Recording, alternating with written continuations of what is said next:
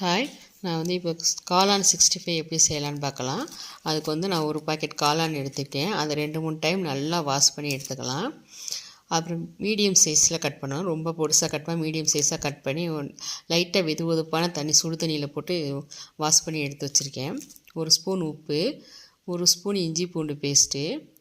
நான் வந்து சிக்கன் 65 மசாலா போடுறேன். உங்களுக்கு அப்படின்னா சில்லி பவுடர், வெறும் சில்லி பவுடர் வேணாலும் போட்டுக்கலாம்.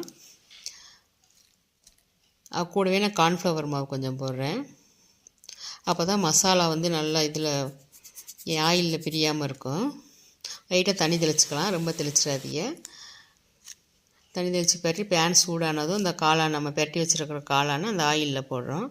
அடுப்பை மீடியம் இதில் வச்சுக்கணும். ஃபுல்லாக வச்சுட்டோம்னா தீஞ்சு போயிடும்.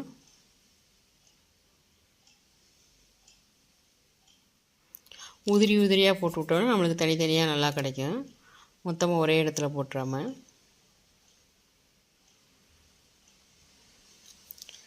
இப்போ கலர் கொஞ்சம் கொஞ்சமாக சேஞ்ச் ஆகுது. இன்னும் கொஞ்சம் ப்ரௌன் கலரில் வந்தால் போதும். இப்போ நல்லா வெந்துருச்சு. இப்போ எடுத்துடலாம். நம்ம எடுத்து லைட்டாக லெமன் போட்டு மல்லித்தலை போட்டு பரிமாறலாம். நீங்கள் இதே மெத்தடில் செஞ்சு பாருங்கள். காளான் 65.